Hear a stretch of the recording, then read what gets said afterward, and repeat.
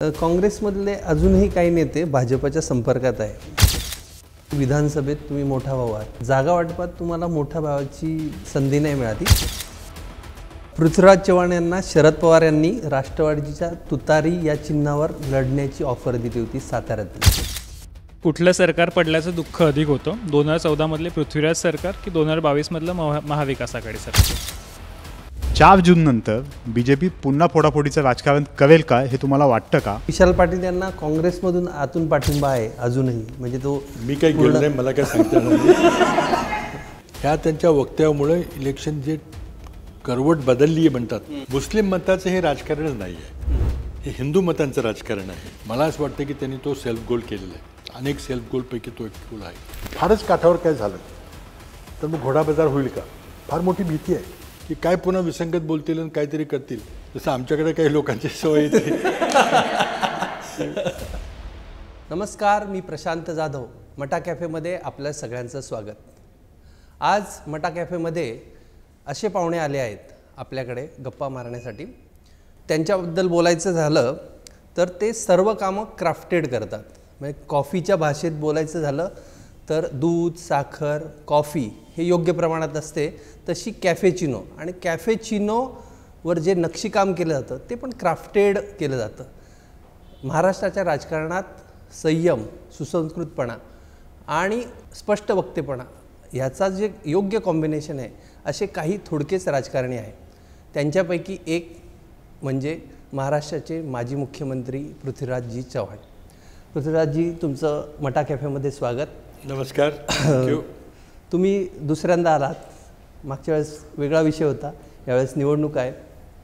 तर माझा पहिलाच प्रश्न आहे की सध्या मुस्लिम मतांचं राजकारण सुरू आहे, म्हणजे गेले 2-3 टप्पे हे वेगळ्या पद्धतीने सगळं चाललं होतं, आता मुस्लिम मतांकडे केंद्रित झालेलं आहे राजकारण। पंतप्रधान म्हटले की हिंदू मुस्लिम जर असा मी जर बोललो तर मी सामाजिक जीवनातनं निवृत्त होईल, त्याकडे तुम्ही कसं बघता? नाही, त्याकडे माझं स्पष्ट मत आहे की ते मुस्लिम मताचं हे राजकारणच नाही आहे, हे हिंदू मतांचं राजकारण आहे। आणि त्यामुळं मुस्लिम बेटिंग किंवा मुस्लिम समाजाला बद्दल एक भय निर्माण करून हिंदूंची मतं कन्सॉलिडेट करायचा प्रयत्न आहे। आणि त्यामुळं प्रधानमंत्री जे बोलले, मला वाटतं देशाच्या इतिहासामध्ये इतकं द्वेषपूर्ण वक्तव्य कुठल्याही प्रधानमंत्र्यांनी कधी केलं नसेल, इतकं द्वेषपूर्ण त्यांनी वक्तव्य केलं।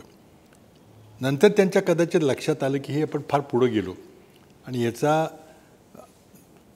चुकीचा परिणाम हिंदू मतावर पण होईल, की इतकं पोलरायझेशन कोणाला आवडत नाही, इतकं उघडपणे धार्मिक ध्रुवीकरण करायचा प्रयत्न त्यांनी जो केला, त्यामुळे ते कुठंतरी ते मागं सरकायला गेले, त्यामुळे ते अडचणीत आलेले आहेत।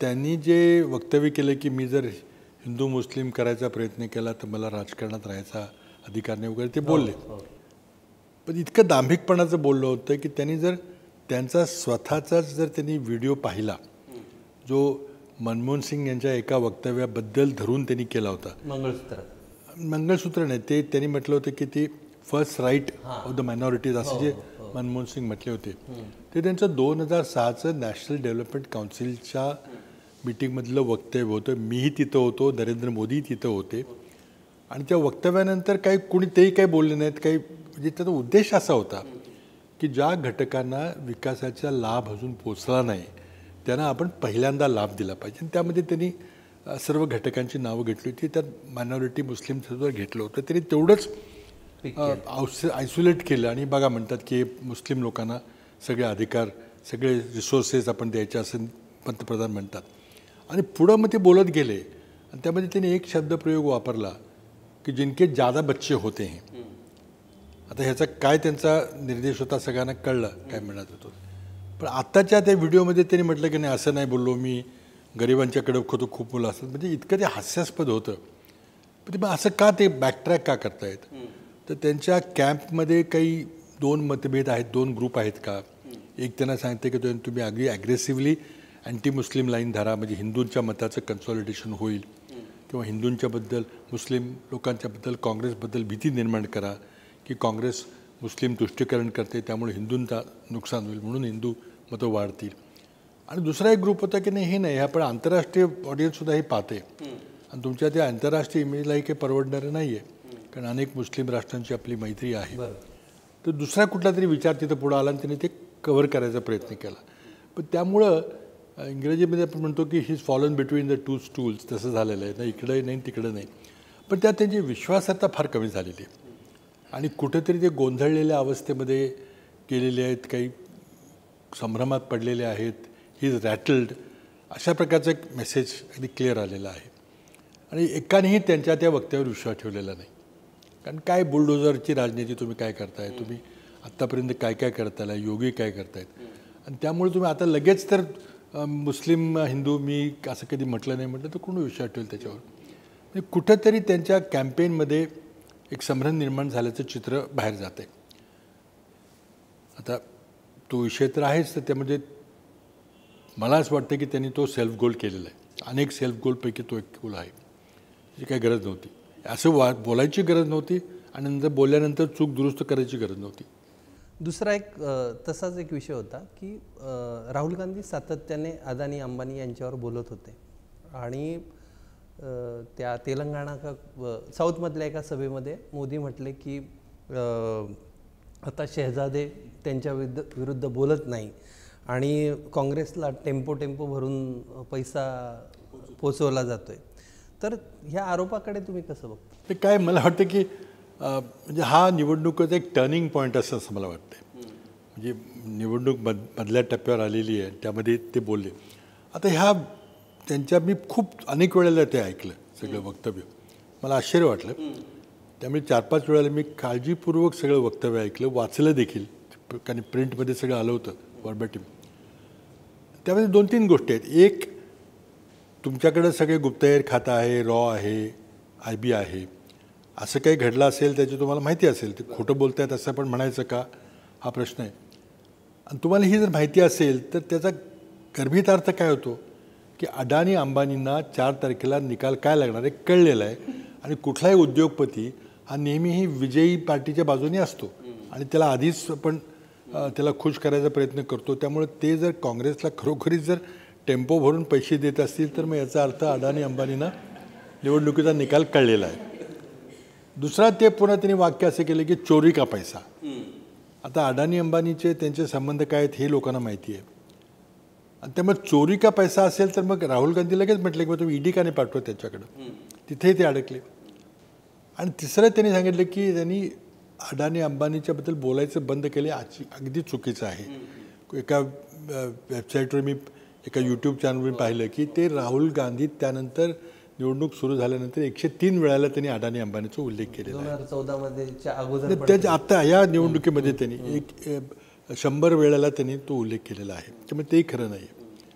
आणि जेव्हा राहुल गांधी अडाणी अंबानी म्हणतात तेव्हा व्यक्तिगत त्यांचं काही घेणं देणं, काही ते मैत्रीचे संबंध असतील, ते भेटले असतील, त्यांचा विरोध आहे तो क्रोनिक कॅपिटलिझम करता, की नियम सगळे धाब्यावर बसून एका व्यक्तीलाच लाभ पोचवायचा. 6 एअरपोर्ट विकले, फक्त अडाणींना विकले, इतर कुणाला तिथं बीड करता आलं नाही. पोर्ट सगळे अडाण्यांना दिले, कोळसे सेक्टर असेल, एनर्जी सेक्टर असेल. आणि मग त्या हिंडनबर्गनी सुद्धा त्याच्यावर कॉमेंट केलेलं आहे. त्यांनी सेबीची आणि कंपनी कायदा मोडलेला आहे. त्यामुळं सेबीनी चौकशी करायचा प्रयत्न केला, पण ती दबावाखाली काही निपक्षपाती चौकशी होऊ शकली नाही. अमेरिकन सरकार देखील यांच्या काही एंटिटीजवर चौकशी चालू ठेवलेली आहे. तर ही जी प्रवृत्ती आहे त्याच्या विरुद्ध ते बोलतात. अडाणी अंबानी एक सिम्बॉलिझम आहे की म्हणजे ते काही अगदी व्यक्तिगत अडाणीला विरोध करणार किंवा म्हणजे असं नाही, ते शेवटी they are also wealth creators. पण मोदींच्यावर तो अटॅक आहे की तुम्ही जे क्रोनिक कॅपिटलिझम करताय, लेवल प्लेईंग फील्ड नाही आहे, एकाला सगळे लाभ मिळत आहेत, एकाला सगळे कंपन्यांचे कॉन्ट्रॅक्ट मिळत आहेत, कुठली क्षेत्र असले त्या क्षेत्रामध्ये ते घुसता येते, तिथे सगळ्या ते कंपन्या ताब्यात घेतात, त्याच्या विरुद्ध ते बोलत होते. त्यामुळे 2-3 गोष्टींचा जर एकंदरीत जर विचार केला तर पुन्हा हिंदू मुस्लिम सारखंच ते वाक्य आहे की कुणीतरी त्यांना सांगितलं आणि ते कुठेतरी कन्फ्यूज झालेले आहेत, प्रचंड कन्फ्यूज झालेले आहेत. ते काय बोलतात, त्याचा अर्थ काय हे न विचार करतात तरी कुणीतरी लिहून दिलेले ते वाचतात असं वाटायला लागलेलं आहे. त्यामुळे मला वाटतं तो निवडणुकीचा टर्निंग पॉईंट आहे. हे दोन्ही वक्तव्य बरोबर निवडणुकीच्या मध्यावर आलेले आहेत. अजून उत्तरेच्या निवडणुका व्हायच्यात त्यामध्ये लोक सगळे संभ्रमात पडले. इतकंच काय तर मला काही मित्रांनी सांगितलं की भाजपमध्ये खूप चिंता निर्माण झालेली, की उलट काही लोकांचं म्हणणं की त्यांना आता थांबवा, आता नका बोलू देऊ, इतकं ते झालेलं आहे की काय पुन्हा विसंगत बोलतील आणि काहीतरी करतील. जसं आमच्याकडे काही लोकांची सवय येते काहीतरी बोलतात. तुम्ही विषय काढला तर परत त्याच विषयावर घेतो. तर तुमच्याकडचे काही लोक, तर काही लोक तुमचे भाजपला फुलटॉस देतात. म्हणजे भारत पाकिस्तान इश्यू असेल, कसाबचा इश्यू झाला, त्या करकरेंना हे केलं, तर वडेट्टीवारांनी पण काही प्रमाणात असाच फुलटॉस दिलेला तुम्हाला वाटतं? त्याबद्दल माझं वेगळं मत आहे, पण त्यात आम्ही स्पष्ट केलं आहे की ते त्यांचं व्यक्तिगत मत आहे. आपल्याला माहिती आहे की या विषयावर मुश्रीफ यांनी, एक सिनियर IPS ऑफिसर आहेत, त्यांनी एक पुस्तक लिहिलेलं आहे, हू किल्ड करकरे. त्यांचं एक मत आहे आणि ते पब्लिक डोमेनमध्ये आहे. ते पुस्तक काही बॅन झालेलं नाही, उपलब्ध आहे आपल्याला पुस्तक, आणि तो एक पॉईंट ऑफ व्ह्यू आहे. आता त्याची चौकशी झाली असेल किंवा हा विषय मनमोहन सिंग सरकार असताना देखील चर्चेला आला असेल, हायकोर्टाने त्याच्यावर निर्णय दिला, सुप्रीम कोर्टाने निर्णय दिला, कसाबला दोषी ठरवलं, त्याला फाशी दिली. त्यामुळे मला वाटतं तो विषय संपलेला आहे, न्यायालयामध्ये ते सगळं झालेलं. पण त्यांनी तो निवडणुकीवर प्रभाव टाकण्याकरता तिथं पब्लिक प्रॉसिक्युटर जे आज BJPचे उमेदवार आहेत त्यांचा काहीतरी रोल होता असं दाखवायचा प्रयत्न केला. मला वाटतं ते त्यांचं व्यक्तिगत मत असेल, पण पुस्तक आहे, पुस्तकात काही माहिती लिहिलेली आहे, पुस्तकामध्ये स्पष्टपणे म्हटलेलं आहे या अशा गोष्टी घडल्या. आता त्यावर विश्वास ठेवायचा का नाही वाचणाऱ्यांनी ठरवायचं, पण सरकारने काही त्याला ग्राह्य धरलेलं नाही. नाहीतर सुप्रीम कोर्टात आणि हायकोर्टामध्ये शिक्षा देताना देखील मग काही वेगळं झालं असतं. दुसरं असं की तुम्हाला फक्त महाराष्ट्रापुरते सीमित करून चालणार नाही, तुमचा पूर्ण देशाचा अभ्यास आहे. सध्याचं जे वातावरण आहे, तुमचं चर्चा होत असेल वरती, वरिष्ठांची पण चर्चा होत असेल, तर एकूण देशाचा जर पॉलिटिक्स बघितलं, जागांचे गणित बघितलं, तर तुम्ही सविस्तर बोला याविषयी की दक्षिणेत काय होऊ शकतं, उत्तरेत काय होऊ शकतं. आता हे बघा, आकड्याची भविष्यवाणी करणं हे धोक्याचं असतं. काही लोकांना करावं असं वाटतं, मी पण कधी कधी करतो, पण लोकांच्या मनात काय आहे ते स्पष्टपणे कळतं. आपण एक अंदाज बांधू शकतो की लोकांच्या वक्तव्यावरून न्यूज रिपोर्टर जातात, ते काढतात, वर्तमानपत्रात वाचतो. आपण स्वतः मी अनेक राज्यामध्ये प्रभारी होतो काँग्रेसचा, म्हणून मला थोडंसं जवळून ती राज्य माहिती आहेत. सगळ्यांचा एक सारासार विचार केला तर काही ढोबळ अनुमान आपल्याला काढता येतं. एक तर असं आहे की दक्षिणेमध्ये आता मी पहिल्यांदा संदर्भ घेतो होतो 2019च्या लोकसभा निवडणुकीचा. तर त्या निवडणुकीमध्ये बहुतेक राज्यामध्ये भाजपच्या परफॉर्मन्स इतकं चांगलं होतं की त्याच्यावर आता जायची जागाच नाही. उदाहरणार्थ गुजरात, कर्नाटक, राजस्थान, मध्य प्रदेश, इथे काही स्कोपच नाही वर जायचा, झालं तर कमी होतील. माझ्या दृष्टीनं 6 राज्य जी अत्यंत महत्त्वाची आहेत ती बंगाल, बिहार, UP, महाराष्ट्र, कर्नाटक आणि तेलंगणा. ह्या सगळ्या राज्यामध्ये माझ्या मताप्रमाणे भाजपची संख्या कमी होईल. आता भाजपचे लोक म्हणतात की आम्ही UPमध्ये वाढ होईल, आमची बंगालमध्ये वाढ होईल. मला तसं काही वाटत नाही. जागा कमी होतील त्याची कारणं आहेत. दक्षिणेमध्ये कर्नाटक सोडून जी इतर राज्य 3 राज्य आहेत, म्हणजे उदाहरणार्थ तामिळनाडू आणि केरळ घेतलं तर एकही जागा तिथे येणार नाही. टक्केवारी वाढेल असं म्हणतात, पण मला माहिती नाही. कर्नाटकमध्ये त्यांच्या जवळजवळ एक सोडून सगळ्या जागा आल्या होत्या त्यांच्या मित्रपक्षाच्या. आता आमचे लोक तिथे म्हणतात की आम्ही 20 जागा जिंकतोय असं सिद्धरामय्या आणि DK शिवकुमार म्हणतात. पण मला असं वाटतं की 10 ते 15 जागा यायला काही अडचण नाही. म्हणजे 10-15 जागा त्यांच्या मायनस होतील, आमच्या प्लस होतील. तेलंगणाचे आमचे मुख्यमंत्री म्हणतात की भाजपची एकही जागा येणार नाही, सगळ्या काँग्रेस येते. आता ते त्यांचं आकलन आहे, ते मुख्यमंत्री आहेत. पण मला तिथं भाजपच्या फार जास्त जागा येताना दिसत नाहीत. त्यामुळे तिथेही म्हणजे दक्षिण जवळजवळ सगळी साफ झालेली आहे. आल्या तर कर्नाटकमध्ये थोड्याशा जागा येतील. त्या पण आमचे सिद्धरामय्या आणि DK शिवकुमारशी बोलला आपण तर ते म्हणतात की नाही काय येणार. इथं अंतर्गत खूप कला आहे, नेतृत्वाचा वाद आहे आणि बोमाईंचा कणकणीत दणदणीत पराभव झालेला आहे भ्रष्टाचारामुळे. त्यामुळे आणि आमच्या गॅरंटी तिथं फार चांगल्या चालल्यात. कर्नाटकमध्ये विशेषतः निवडणुकीपूर्वी आम्ही ज्या 5 गॅरंटीज दिल्या होत्या त्याला आश्वासनं म्हटलं नाही, मी त्याला मुद्दाम गॅरंटी म्हटलं होतं. कार्ड केलं होतं, प्रत्येकाचं नाव लिहून घेतलं आणि त्याला ते कार्ड दिलं होतं की ते कार्ड घेऊन आला तर तुम्हाला ती गॅरंटी होईल. पण सरकारने सगळ्या 5च्या 5 गॅरंटी अंमलात आणलेल्या आहेत आणि तिथे एक आमूलाग्र बदल झालेला आहे. सोशल चेंज पाहायला मिळतो. महिलांच्याकरता ST प्रवास फुकट केल्यामुळं आज ज्या महिला घरातून बाहेर पडत नव्हत्या त्या 5-6, 7-8 जणींचा ग्रुप करून ते सहलीला बेंगलोरहून बेळगावला जाताना दिसत आहेत.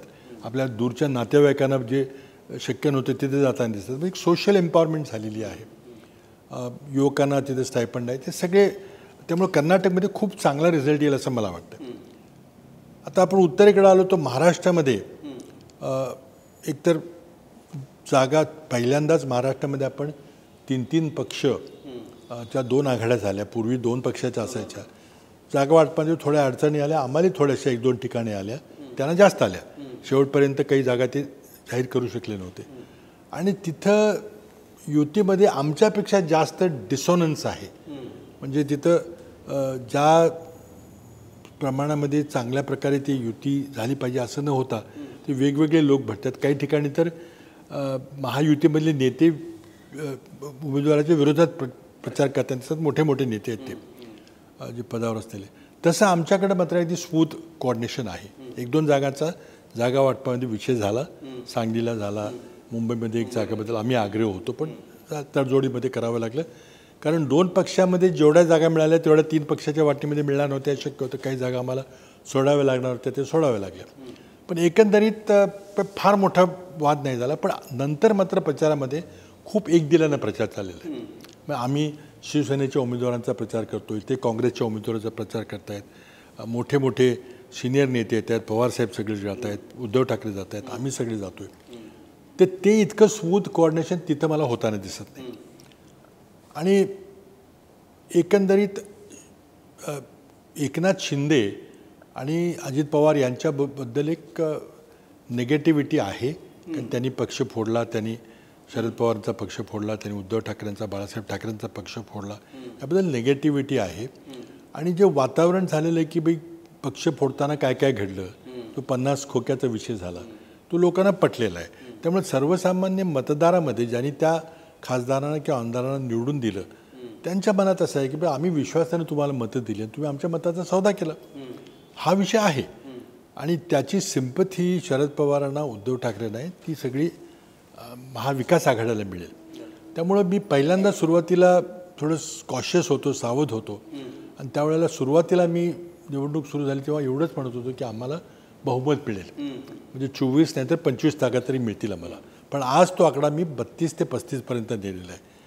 पवारसाहेबसुद्धा 32 ते 35 सांगतात. जयंत पाटलांशी बोललो तेही तो त्यांचा आकडा आहे. आमचे इतर नेते जे आहेत पक्षाचे नेते ते तर आणखी पुढे जातात.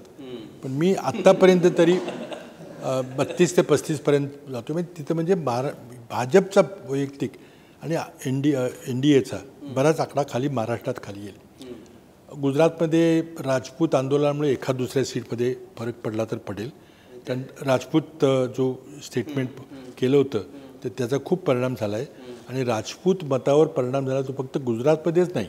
गुजरातमध्ये राजपूत लोकसंख्या ही 1-2% आहे फक्त. पण त्याचा परिणाम राजस्थानमध्ये अनिष्ट झाला आहे, तिथे पश्चिम उत्तर प्रदेशमध्ये झाला आहे, थोडासा इतर भागामध्ये झाला आहे. आपल्याकडे नाही झालेला, म्हणजे उत्तरेला झाला असेल मला माहिती नाही. पण उत्तर महाराष्ट्रामध्ये पण काही विशेष काही नाही झालं. मला काही फार प्रभाव पडेल इतका असा प्रभाव नाही. पण ते तिथं मात्र खूप झालं आहे. त्यामुळं लोक म्हणतात की 1-2 गुजरातमध्ये जागा, 5 ते 10 राजस्थानमध्ये. म्हणजे काल वैभव गेहलोत होते आमच्या एका मिटिंगला, तर ते सांगत होते की 10 सीटमध्ये चांगली फाईट आहे, 5 तरी येतील. ठीक आहे, जे काही असेल ते. म्हणजे कुठेही भाजपची संख्या वाढत नाही, झाली तर कमी होते. आता हरियाणामध्ये तर सरकारच बदलते, तिथं कधी सरकार पडेल. तिथे 10च्या 10 जागा भाजपला होत्या, तिथं आता मिळू शकत नाहीत. दिल्लीमध्ये 0-7 होतं, तर आता तिथं केजरीवाल आमची युती आहे. आणि केजरीवालांच्या अरेस्टनंतर त्यांना खूप सिंपती मिळालेली आहे, खूप सहानुभूती आहे. पंजाबमध्ये किसान आंदोलन, त्यामुळे काही मिळणार नाही. आणि शेवटी राहिलं मोठं राज्य म्हणजे उत्तर प्रदेश. तर उत्तर प्रदेशमध्ये त्यांच्या 62 जागा होत्या. आता त्यामध्ये 2-3 फॅक्टर्स आहेत. एक, पश्चिम उत्तर प्रदेशमध्ये किसान आंदोलनाचा प्रभाव अजूनही आहे. थोडंसं राजपूत वक्तव्याचा थोडा प्रभाव झालेला आहे. नंतर महत्त्वाचा तिथं फॅक्टर असं आहे की तिथं योगी आणि शहा हे अंडरकरंट खूप जोरात आहेत. तर ते कोणी नाही म्हटलं तरी ते आहेत. आमचे खालचे लोक आम्हाला सांगतात की पुढचं नेतृत्व कुणाकडं. आणि तो आणखीन एक जो भाग झाला आहे की मायावती यांनी कोणाशी युती केलेली नाही, ते त्या स्वतंत्र लढत आहेत. आणि त्यांनी जे त्यांच्या पुतण्याला काढून टाकलं वगैरे जो काही प्रकार झाला तो भाजपच्या सांगण्यावरून काढल्यामुळं ते मायावती ह्या BJPच्या बी टाईम आहेत असं तिथं बी टीम आहेत असं खूप तिथं आता ते चित्र निर्माण झालेलं आहे.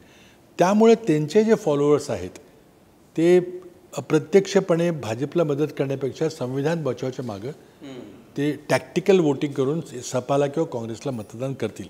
सपाला करणं अवघड आहे तरी पण संविधान बचाव हा सेंटिमेंट फार मोठा झालेला आहे. आणि त्यामुळे लोक तिथं म्हणतात की तिथं भाजपा ही 50च्या वर जाणार नाही, 62च्या नंबर खाली येऊन 50पर्यंत येईल असं लोकांचं आकलन आहे. बिहारमध्ये तेजस्वी यादव एक अत्यंत प्रभावी उत्तर भारतातलं नेतृत्व म्हणून पुढे आलेलं आहे आणि त्यांना खूप चांगला रिस्पॉन्स मिळतो आहे. बंगालचं सांगणं अवघड आहे, पण मी तिथं काही गेलो नाही किंवा अभ्यासही केलेला नाही. परंतु त्यांच्या जागा वाढतील हे मला काही वाटत नाही. 18 जागा होत्या BJPच्या, त्या वाढतील हे काही मला व्यावहारिक वाटत नाही. असल्या तर तिथपर्यंत जातील किंवा एका दुसरी कमी झाली तर होतील, पण काही फार मोठा फरक पडणार नाही. हे सगळं आपण पाहिलं तर भाजपच्या खूप जागा कमी होताना मला दिसत आहेत. महाराष्ट्रात होतील, UPमध्ये होतील, काही मध्य प्रदेश राजस्थानमध्ये आमच्या काही येतील, दिल्ली, हरियाणा, पंजाब आणि कर्नाटकमध्ये चांगल्या जागा आमच्या येतील. तर हे सगळं पाहिलं तर त्यांच्या खूप जागा कमी होताना मला दिसत आहेत. त्रिशंकू तर होणारच नाही, कारण दोघापैकी 2च ग्रुप आहेत. तर त्यामुळे दोघापैकी एक कोणाला तरी बहुमत मिळेल. परंतु मग भाजपला 400 पार किंवा 370 पार तर ते त्यांच्या अंगलटच आलेलं आहे. कारण त्यामुळे ते संविधान बचावचं ते आम्ही जोडलं आणि त्यामुळे त्यांनी आता माघार घेतली आणि पुन्हा म्हटले की नाही कार्यकर्त्यांना प्रोत्साहित करण्याकरता म्हटलं आम्ही, पण त्याचा उलटा परिणाम झाला. कार्यकर्ते स्तब्ध झाले की आपण जिंकतोय आता, असं त्यांनी काहीतरी कव्हरअप केलं. परंतु तो आकडा तर कुठंच नाही. आता मोदींची धडपड चालली आहे की 303पेक्षा एक तरी जास्त यावी, म्हणजे त्यांचा पॉप्युलॅरिटीचा ग्राफ वर चालायचा तर दाखवायचं आहे. खाली आलं तर मग आता पीक झालं आणि त्यांचा ग्राफ खाली आला. आता 275च्या खाली आला तर मग प्रश्न निर्माण होईल. तर आमचं आकलन असं आहे की त्यांच्या जागा 250च्या खाली जातील. काही लोक म्हणतात 220, मला 220 ते 250पर्यंत भाजपच्या जागा खाली जाताना दिसतात. आणि मित्रपक्ष काही फार मोठे NDAचे नाहीत कुठंच, त्यामुळे तो आकडा मग 272पर्यंत जाणार नाही असं आत्ताचं माझं आकलन आहे. त्यामध्ये मला फक्त आंध्रामध्ये त्यांच्या जागा वाढण्याची शक्यता आहे मित्रपक्षामुळं. बाकी कुठं बंगालमध्ये मला वाटत नाही. ते म्हणतात की आमच्या वाढतील म्हणून. आणि UPमध्ये 12 ते 15 जागा कमी होतील असं दिसते, 50च्या वरती जाणार नाहीत. तर हां, मग छत्तीसगड, मध्य प्रदेश, झारखंड वगैरे आहे तिथं थोडं झारखंडमध्ये ते शिबू सोरेनच्या अरेस्टमुळं तिथं निगेटिव्हिटी आहे. नंतर छत्तीसगडमध्ये आता मागं झालेल्या चुका दुरुस्त करण्याकरता तिथं अगदी 0 होणार नाही असं आता आमचं ते वाटतंय. त्यामुळं मध्य प्रदेशमध्ये काही 4-5 जागामध्ये फाईट आहे. त्यामुळं म्हणजे वाढतात कुठं तर वाढतात कुठंच वाढताना दिसत नाहीत मला. त्यामुळे एकंदरीत मला खात्री आहे की 272च्या खाली BJP आणि कदाचित NDA सुद्धा 272 क्रॉस करणार नाही. आता हे थोडंसं शेवटच्या टप्प्यावर अवलंबून. आणि ह्या त्यांच्या वक्तव्यामुळे इलेक्शन जे करवट बदलली आहे म्हणतात हिंदीमध्ये, इलेक्शन स्टंट तसं झालेलं आहे. आणि ते दिवसेंदिवस आणखी ते अडचणीत येत आहेत. आणि अक्षरशः मी एका ज्येष्ठ भाजपच्या नेत्यांना त्यांच्याकडून ऐकलं मी की आता त्यांना बस करा, त्यांना बोलू नका म्हणून सांगण्यात आणखी नुकसान असं व्हायला लागलेलं आहे. सर, तुम्ही आता जेव्हा पक्ष फुटले आणि हा जो उल्लेख केलात महाराष्ट्राच्या राजकारणातला की आम्ही ज्यांना मतदान केलं होतं त्यांनी आमच्या मतांचा सौदा केला आणि ते दुसरीकडे गेले, पण याची सुरुवात 2019मध्ये आपण बघितलं तर उद्धव ठाकरे आणि भाजप एक सोबत लढले. फडणवीस तेव्हा मुख्यमंत्री होते, त्यांना कौल दिला होता की त्यांची मेजॉरिटी मार्क त्यांनी क्रॉस केला होता. पण उद्धव ठाकरेंनी जो जनमत त्यांना होतं त्या विरोधात जाऊन काँग्रेस राष्ट्रवादीची आघाडी केली आणि सरकार स्थापन केलं. काँग्रेस राष्ट्रवादीला कौल होता विरोधात बसण्याचा. पण मग ह्याची सुरुवात सगळी काँग्रेस राष्ट्रवादी आणि उद्धव ठाकरे यांनीच केली का महाराष्ट्राच्या राजकारणात, जो काही विचका झाला त्याची? नाही, असं आहे की उद्धव ठाकरे आणि देवेंद्र फडणवीस यांच्यामध्ये काय ॲग्रीमेंट होतं तर ते त्यांच्या दोघांनाच माहिती आहे. आणि त्यातून तो वाद निर्माण झाला. आणि त्यांनी एकमेकाला फसवलं असा आरोप झाला. आणि त्यातून जेव्हा तुम्ही सरकार होऊ शकत नाही हे जेव्हा सुरू झालं की बाबा वाद खूप त्यांचे डिफरन्सेस आहेत, तेव्हा आम्ही तिथं मग पुढे आलो आणि आपण पर्यायी व्यवस्था करू म्हणून म्हटलं की आम्ही काही फोडायचा किंवा शिवसेना भाजपमध्ये काही आमदार खरेदी विक्री करून काही ते करायचं असा काही प्रयत्न केला नाही. नैसर्गिकरित्या त्यांच्यामध्ये वाद निर्माण झाला. आता कुणी कोणाला खरं सांगितलं, कुणी कोणाला खोटं सांगितलं, कुणी कोणाला फसवलं, या दोघांचा विषय आहे. दोघंही आपापली वक्तव्य देतात. पण एकदा ती संधी निर्माण झाल्यावर आम्ही त्याचा फायदा घेतला. पण आम्ही जे देवेंद्र फडणवीसांनी केलं किंवा जे मोदींनी केलं, जे पक्ष ॲक्टिव्हली फोडले, मग त्यामध्ये साम दाम दंड भेद असेल, 50 खोके असतील, कुठं गुजरात, आसाम, गोवा असेल, म्हणजे ॲक्टिव्ह सपोर्ट हा दिल्लीतून मिळाला.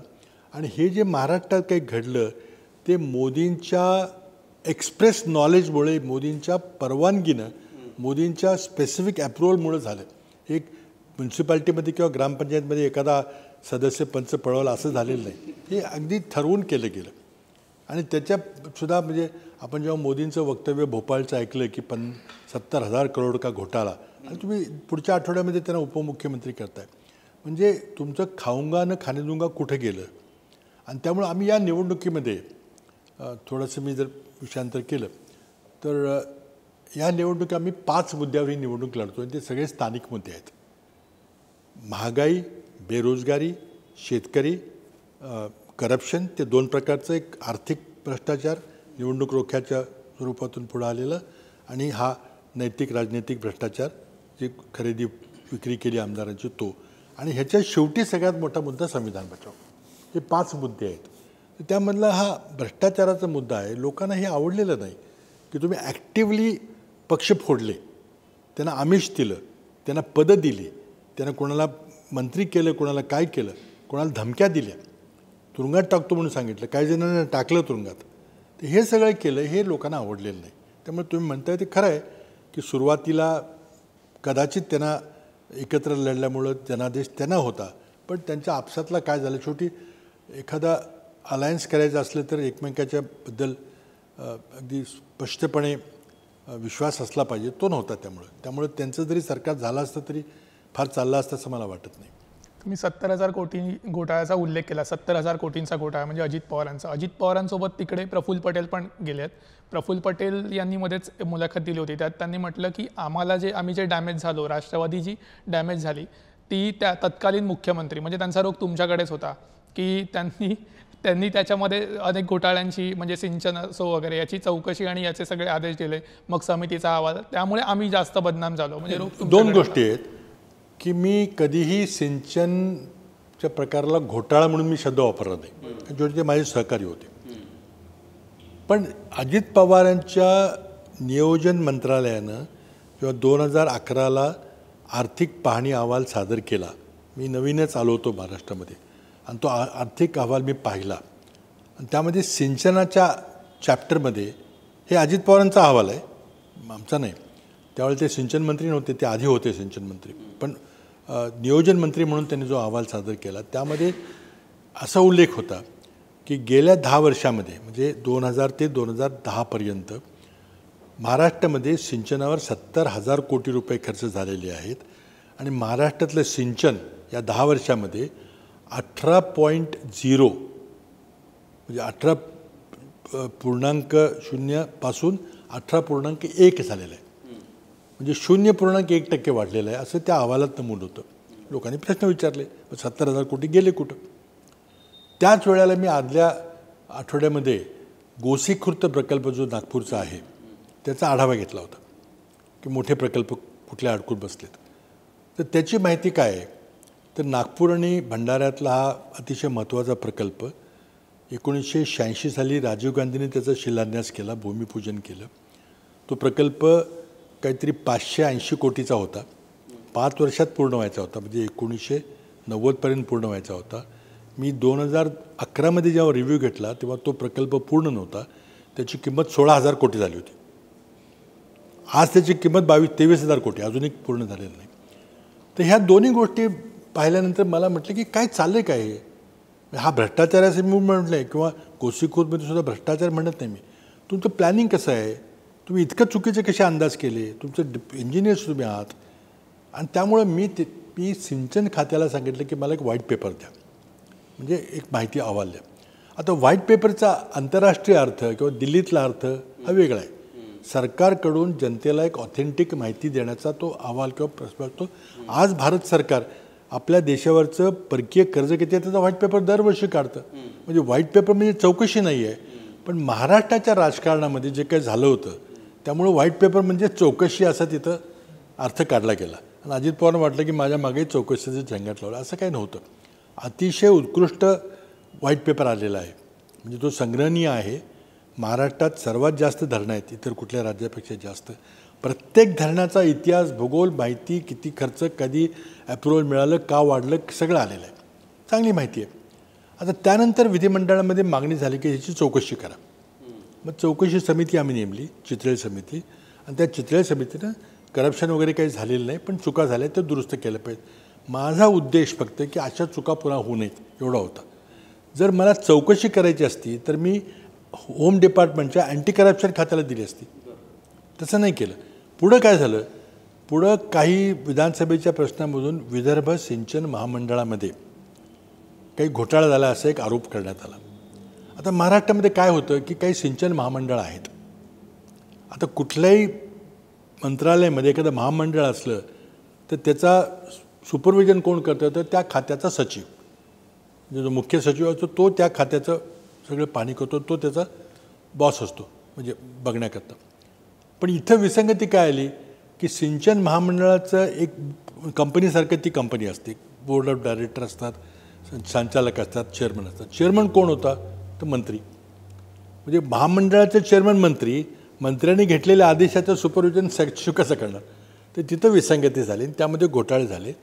त्यामुळं विदर्भ सिंचन महामंडळामध्ये घोटाळे झाले असे आरोप करण्यात आले. त्याची चौकशी झाली आणि प्राथमिक चौकशीनंतर मंत्री अजित पवार यांची अँटी करप्शन डिपार्टमेंटतर्फे चौकशी व्हावी असा अहवाल खालून आला चौकशीनंतर. तर मी सकाळी पेपरमध्ये वाचलं की अजित पवारांच्या विरुद्ध open inquiry by anti corruption department मंजूर झालेली आहे. आता मी म्हणतो माझे उपमुख्यमंत्री आहेत, मलाच माहिती नाही कुणी केली, कशी झाली आहे. आणि अजित पवार वाटलं की मी लावलं त्यांच्या मागं, कारण माझ्या विरुद्ध तर सगळा आकसच होता. पण ती इन्क्वायरी गृहमंत्र्यांनी लावली होती. मलाही माहीत नव्हतं. मी चौकशी केल्यानंतर मला कळलं की गृहमंत्र्यांनी ही चौकशी आदेशित केलेली आहे. आता मी त्यांच्या विरोधात केलं किंवा त्यांचा एक असा समज झाला की सोनिया गांधींनी राष्ट्रवादी काँग्रेसला संपवण्याकरता मला मुख्यमंत्री म्हणून पाठवले. ते बालिश आरोप आहे की 30 राज्य आहेत, प्रत्येक राज्यामध्ये 2-3 असे छोटे छोटे पक्ष आहेत, काही पक्ष आमच्याबरोबर आहेत. म्हणजे सोनिया गांधींनी सकाळी उठल्यावर आता ओरिसामधला कुठला पक्ष संपवायचा, आता कर्नाटकचा कुठला, असंच करत बसणार आहे का. असं बिलकुल काय नव्हतं. फक्त दिल्लीमध्ये जे भ्रष्टाचाराची प्रकरणं चालली होती, इंडिया अगेन्स्ट करप्शन होतं, कोल घोटाळा होता, 2G होता, त्यामध्ये हे महाराष्ट्रात काहीतरी घडलं. मग त्यांना फार त्या चिंतित झाल्या की काँग्रेसवर सगळं येईल, की काँग्रेस पार्टीच करप्ट आहे, दिल्लीत पण भ्रष्टाचार चालला आहे, आता राज्यात पण सुरू झाला. म्हणून त्यांनी तो कडक निर्णय घेतला त्या आदर्श बाबत. पण इथल्या घोटाळ्यामध्ये मी अजूनही जर तसं काय असेल तर मी एक केलं तर काही चूक केलं असं मला वाटत नाही. दुसरे घोटाळा जो झाला तो राज्य सहकारी बँकेचा. आता मला वाटतं की घोटाळा झाला का नाही याचा शिक्कामोर्तब म्हणजे प्रधानमंत्री नरेंद्र मोदींनी केले, माझी करायची काही गरज नाही. त्यांनी भोपाळच्या सभेमध्ये 70,000 कोटीचा घोटाळा म्हटले, पण त्यांना जास्त माहिती आहे. किंवा राज्य सहकारी बँकेचा 25,000 कोटीचं ईडीची इन्क्वायरी चालू आहे, ती अजून चालू आहे. ते जरी राज्याच्या अँटी करप्शननी बंद केली असली तर ईडीने नाही बंद केलेली. काहीतरी तिथं आहे ना. म्हणजे मला असं वाटतं की राज्य सहकारी बँकेचं बोर्ड जेव्हा रिझर्व्ह बँकेने बरखास्त केलं त्यामुळं ती बँक वाचली. कारण जेव्हा रिझर्व्ह बँकेचे गव्हर्नर मला भेटायला आले, रघुराम राजन, तर ते आम्ही चर्चा केली इतर गोष्टींची. तेव्हा ते मला जाता जाता म्हटले की तुमच्या बँकेचा प्रॉब्लेम आहे. मी नवीन आलो होतो. म्हटलं आमची बँक तर अशा कोऑपरेटिव्ह बँक अशा खंडात मोठी बँक आहे, फार मोठी नावाजलेली बँक आहे, काय प्रॉब्लेम आहे. तर म्हटलं गेली 60 वर्ष तुमच्या बँकेला बँकिंग लायसन्सच नाही, आणि बँकिंग लायसन्स नसले तर कोणाला बँक म्हणून काम करता येत नाही. तर मी विचारलं आमच्या खात्यात की म्हणतात ते खरं आहे का. तर म्हणतात हो लायसन्स नाही आपल्याकडे. म्हटलं असं कसं झालं. म्हटलं ठीक आहे, उद्या आम्ही अर्ज करतो, आम्हाला द्या, आमची एवढी मोठी बँक आहे. तर लगेच म्हटलं नाही तुम्हाला देता येणार नाही, कारण तुमचा 1100 कोटीचा तोटा आहे. तर निगेटिव्ह नेटवर्थ असलेल्या संस्थेला नवीन लायसन्स देता येणार नाही. पुन्हा विचारलं, म्हटलं हो. आणि मग तिथं ऑडिटर कोण होता? ऑडिटरनी जो अजित पवार अध्यक्ष असताना त्यांनी ऑडिटर, इंटरनल ऑडिटर जे नेमली होती, बॉटलीबाय नावाची कंपनी होती, त्या कंपनीनं वारंवार रिपोर्टमध्ये सांगितलेलं आहे की सगळं चुकीचं झालेलं आहे, हे तुम्ही बंद करा. नाही केलं. आणि तो मग ऑडिटरचा अहवाल कोणाकडे गेला? तो जातो नाबार्डकडं. कारण रुरल क्रेडिटचं नाबार्ड कोणाकडे आहे? ॲग्रिकल्चर मिनिस्टरकडं. ॲग्रिकल्चर मिनिस्टर कोण होतं दिल्लीत? म्हणजे कोणाचं काय तुम्ही कुठं लावता काय समजत नाही. तर माझा त्यात काही संबंध नाही, पण त्याचा समज झाला, ही गोष्ट खरी आहे. आणि त्यामुळे त्याने आमचं सरकार पाडलं. 2014मध्ये आमचं सरकार नसतं पाडलं तर मला वाटतं आमचं बहुमत राहिलं असतं. आणि नुसतंच पाडलं नाही तर दुसऱ्या दिवशी जाऊन राष्ट्रपती राजवट लावून आग्रह केला. आणि मग पहिल्यांदा भाजप महाराष्ट्रात, अधिकृत भाजप महाराष्ट्रात सत्तेत आलं. आता प्रफुल्ल पटेलचे आमची मैत्री आहे, ते आता आरोप करत राहतात. शरद पवारांचाच विषय निघाला म्हणून शरद पवारांचाच जर आत्ता विषय निघाला आहे, गेल्या 2 आठवड्यापूर्वी त्यांनी एक विधान केलं होतं की लोकसभा निवडणुकांनंतर प्रादेशिक पक्ष काँग्रेसच्या जवळ जातील किंवा विलीन होतील. आणि त्याच आशयाचं तुमचं पण एक विधान होतं की लोकसभा निवडणुकांनंतर महाराष्ट्रातले 2 पक्ष हे लोप पावतील. तर ते 2 पक्ष नेमके कुठले आहेत आणि का लोप पावतील? दोन्ही गोष्टी सांगतो. शरद पवारांनी ही मुलाखत इंडियन एक्सप्रेसच्या पत्रकार नीरजा चौधरी यांना दिली. 4 तारखेला सातारची सांगता सभा झाली आणि ती संपल्यावर आम्ही सगळे एकत्र जेवायला आलो. आणि ते मुलाखतीमध्ये मीही तिथं उपस्थित होतो, आम्ही तिघंच होतो. त्यामुळे ते बोलले ते करेक्ट आहे, कारण त्या पत्रकारांनी, नीरजाजींनी ती सगळी मुलाखत लिहून काढून त्यांना पाठवली की बघा फार महत्त्वाचं तुम्ही बोलला आहे, त्यामध्ये काही चुकीचं नाही. त्यांनी लगेच ॲप्रूव्ह करून पाठवून दिली. त्यामुळे जी छापून आलेली मुलाखत ती अक्षरशः तंतोतंत योग्य, कारण मी स्वतः होतो तिथं. आणि त्यांनी त्यात काय म्हटलेलं आहे की निवडणुकीनंतर काही छोटे पक्ष काँग्रेसजवळ येतील आणि काही पक्ष काँग्रेसमध्ये विलीन होतील, असं त्यांचं वक्तव्य आहे. तर ते त्यांचं आकलन आहे, त्यांचं मत आहे. पुढं त्यांनी पत्रकारांनी विचारलं की मग तुमचं काय? राष्ट्रवादी पण एक पक्ष आहे. तर त्याला त्यांनी आउटराईट बिलकुल होणार नाही असं काही म्हटले नाहीत. हे महत्त्वाचं आहे. ते म्हटले की आमच्यामध्ये आणि काँग्रेसमध्ये वैचारिक काही मतभेद नाहीत. आम्ही पण गांधी, नेहरू, फुले, शाहू आंबेडकर विचाराचे पाईक आहोत. त्यामुळे मला माझ्या सहकार्याने विचारावं लागेल, एवढं ते बोलले. ते हे तिथं झालं. आता हा झाला. त्यात माझं जे आकलन आहे, त्यानंतर मला कोणी विचारलं की तुमचं काय मत आहे, तर मी त्यांनी सांगितलं की हे खरं आहे की ते म्हणतात ते तशी ती परिस्थिती येईल, पण ते सगळं 4 तारखेच्या निकालावर अवलंबून राहील, कुणाचं सरकार बनेल काय. तर ते मी माझं मत व्यक्त केलं होतं. नंतर कराडला बोलताना मी एक असं वक्तव्य केलं होतं की 6 पक्ष आणि 6 पक्ष ज्यांचे खासदार आहेत, ज्यांचे आमदार आहेत, म्हणजे असे छुटके मुटके पक्ष नाहीत कुठले तरी, तर ते म्हणजे 0.5% आणि 0.5% मतं पडणारे हे पक्ष आहेत, त्यांना काहीतरी स्टँडिंग आहे. हे 6 पक्ष महाराष्ट्राच्या राजकारणामध्ये सस्टेनेबल नाहीत, व्हायबल नाहीत. 6 पक्ष टिकणं अवघड आहे. आणि त्यामुळं किमान 2 पक्ष तरी ह्यातले दिसणार नाहीत असं मी वक्तव्य केलं. तर मला त्यांनी विचारलं कुठले 2 पक्ष, तर मी म्हटलं ते नाही सांगणार. आणि तुम्हाला सांगतो मी की तसं काही बोलण्याचे कारण नाही, आपल्याला आकलन आम्ही सगळे करू शकतो. पण माझं एवढं त्यामध्ये म्हणणं होतं की 6 पक्ष हे व्हायबल नाही आहे. इतके प्रमुख पक्ष, राज्यव्यापी पक्ष एका वेळेला राज्यात असणं आणि त्या 3-3 पक्षाच्या 2 आघाड्या काम करते व्हायबल नाही. त्यामुळे 1-2 पक्ष तरी 2 पक्ष कमी होतील. सांगली आणि दक्षिण मध्य मुंबई या 2 जागांवरून शिवसेना आणि काँग्रेसमध्ये फार रस्सीखेच झाली. तर तुम्ही म्हणाल की महाविकास आघाडी एक कुटुंब आहे आणि कुटुंबात भांड्याला भांडं लागतं वगैरे, ठीक आहे सगळं, पण 2 लेकरं भांडत होती तर बाबांनी सामंजस्याची भूमिका काही घेतली का? त्यांनी समजावण्याचा प्रयत्न केला? नाही, असं आहे की पहिल्यांदाच महाराष्ट्रामध्ये 3-3 पक्षाची आघाडी होत होती. 2 पक्षाची आघाडी मी करत होतो पूर्वी, तिथंही वाटणीमध्ये अडचणी यायच्या, पण 3 पक्षाची पहिल्यांदाच करत होतो. तेही पहिल्यांदा करत होते, आम्ही पहिल्यांदा करतो.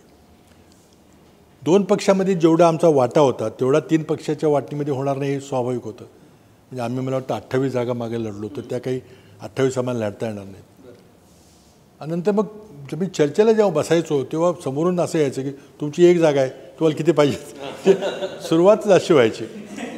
त्यामुळे मला वाटतं की एकंदरीत जे जागा मिळाल्या त्यामध्ये 2 जागा तुम्ही जो उल्लेख केला तो खरा आहे की त्या जागा काँग्रेसनी लढवायला पाहिजे होतं असं आमचं आजही मत आहे.